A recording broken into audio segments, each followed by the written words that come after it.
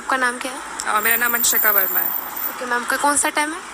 मेरा 3rd attempt है। मैं ऑलरेडी आईपीएस में हूँ, मैं ट्रेनिंग कर रही हूँ। ओके, ऑलरेडी मैम सिलेक्टेड है आईपीएस में, उसके बाद में हमने आईएएस की तैयारी की, मैम क्या रीज़न है? मुझे डेवलपमेंटल गवर्नेंस में काम करने का ज़्यादा शौक है, इसलिए मैंने फिर से एग्ज़ाम दिया। ओके, तो मैम मतलब एकदम से चेंज होना आपके लिए वो डिसीजन कैसा रहा? अच्छा है, अभी देखते हैं स्विच होता है या नहीं, but IPS is equally interesting और चैलेंजिंग, तो मैं उसको भी काफ़ी इंजॉय कर रही हूँ अभी, करंट रोल को भी। ओके, तो मैम आपकी ये जर्नी कैसी रही आपकी? जर्नी थोड़ी डिफ़िकल्ट थी, थोड़ी लंबी थी।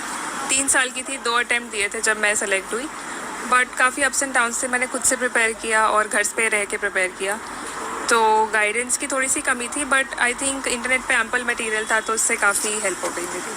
मैम सेल्फ स्टडी मतलब आपके लिए बोलना परफेक्ट है, या कुछ बच्चे होते हैं कहते हैं सेल्फ स्टडी नहीं हो पाती, तो उन बच्चों को आप क्या बोलना चाहेंगे?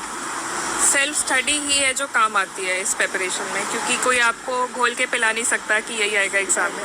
आपको खुद ढूंढना है क्या ज़रूरी है, क्या इंपॉर्टेंट है, क्या नहीं है, और I think self study basis है पूरे प्रिपरेशन का एग्ज़ाम के। मैम प्रीलिम्स के लिए आपने कैसे प्रिपरेशन की? प्रीलिम्स में मैंने बेसिक सब्जेक्ट्स को सबसे पहले कवर किया, नॉर्मल बुक से जो सब पढ़ते हैं, स्टैंडर्ड बुक्स, और मैंने प्रैक्टिस बहुत की। अराउंड 50 पेपर सॉल्व किए होंगे before going into the exam, तो उससे कॉन्फिडेंस भी आया और एलिमिनेशन टेक्निक वगैरह सीख गई थी। आपका मेंस के लिए कैसे प्रिपरेशन की? मेंस के लिए आपको टॉपिक वाइज नोट्स बना लेने चाहिए सारे टॉपिक्स के, और वैसे प्रिपेयर करो, और ऑप्शनल पे ज़्यादा फोकस होना चाहिए, क्योंकि वही है जो मेक और ब्रेक करता है आपके रैंक को। ऑप्शनल सब्जेक्ट को लेके कई बार कई स्टूडेंट होते हैं वो कंफ्यूज रहते हैं कि कैसे सिलेक्ट करें, तो ऑप्शनल सिलेक्ट करते समय किन बातों का ध्यान रखना चाहिए? पहली चीज़ इसका ध्यान रखना चाहिए वो है इंटरेस्ट। आपका इंटरेस्ट नहीं अगर सब्जेक्ट में, तो आप नहीं पढ़ पाओगे 2 साल उसको। तो इंटरेस्ट, फिर सिलेबस कैसा है, कॉम्पैक्ट है कि नहीं, उसको आप पे इंटरेस्ट आ रहा है, और गाइडेंस अवेलेबल है, मटेरियल अवेलेबल है, ये सब चीज़ें देख के आप सेलेक्ट कर सकते हैं। मैम आप ऑलरेडी सिलेक्टेड, तो उसके बाद फैमिली ने मतलब कुछ बोला कि आप ऑलरेडी फिर तैयारी कर रहे हो, तो फैमिली का क्या रिस्पॉन्स था? Family has always been very supportive, वो अभी भी सपोर्ट करते हैं कि जो तुम्हारा मन है, जिसमें तुम्हें अच्छा लग रहा है वो करो। तो मैम अपने इंटरव्यू के लिए कैसे प्रिपरेशन की?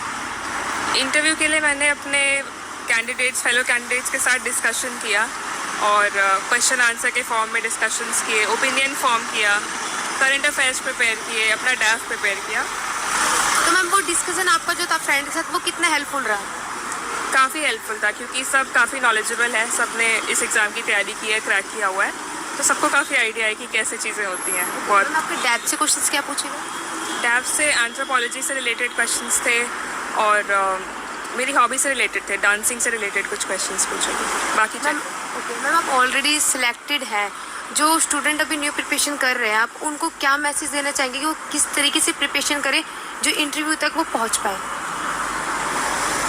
इसके लिए यही बोलूँगी कि अपनी प्रिपरेशन को असेस करते रहें, टाइम टू टाइम देखते रहें कि कहाँ स्टैंड कर रहे हैं। उसके लिए टेस्ट पेपर्स लिखना सबसे ज़रूरी है, प्रीलिम्स हो, मेंस हो या इंटरव्यू हो, सब में you have to keep judging yourself, तो टेस्ट पेपर्स देना इज़ द बेस्ट थिंग।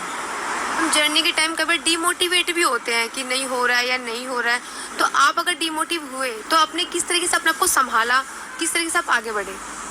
मैं टॉपर टॉक्स देख लेती थी, उससे काफ़ी मोटिवेशन मिलता था, और कोई टेस्ट अच्छा हो जाता था तो फील होता था कि नहीं, I am on the right track, तो चिंता करने की कोई बात नहीं। बाकी friends help, family helps when you are feeling low. तो हम स्टडी के लिए कई बार बोलते हैं कि 10 घंटे पढ़ना चाहिए, 9 घंटे पढ़ना चाहिए, तो आपका क्या कहना है कि कितने टाइम तक स्टडी करनी चाहिए पर डे? ऐसा कोई सेट नंबर ऑफ आवर्स नहीं है, 5 आवर्स 6 आवर्स जितना आप निकाल पा रहे हो। प्रोडक्टिविटी होनी चाहिए जब आप पढ़ाई कर रहे हो। 6 to 8 आवर्स आई थिंक बहुत होते हैं पर डे। जैसे अभी न्यू स्टूडेंट है जो प्रिपरेशन कर रहे हैं, उन्होंने मैसेज आया था कि ऑप्शनल सब्जेक्ट को लेके वो काफ़ी कंफ्यूज रहते हैं, ठीक है, तो उनको आप क्या बोलना चाहेंगे? ऑप्शनल सब्जेक्ट चूज़ करने से पहले 2-4 सब्जेक्ट पढ़ के देख लें, जिसमें इंटरेस्ट आ रहा हो, जो समझ में आ रहा हो वो लें। सिंपल रखना है ऑप्शनल की प्रिपरेशन को। तो मैम हमारी ऑलरेडी सिलेक्टेड है, आईपीएस में उनकी ट्रेनिंग चल रही है, उसके बाद भी आईएएस की तैयारी की, इसका मतलब कुछ तो डिफरेंस है, वाई?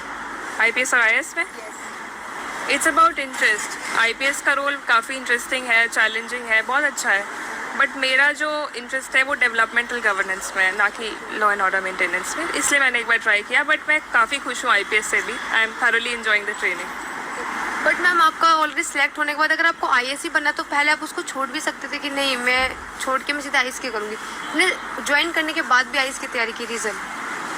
मेरा मोटिव सर्विस का था।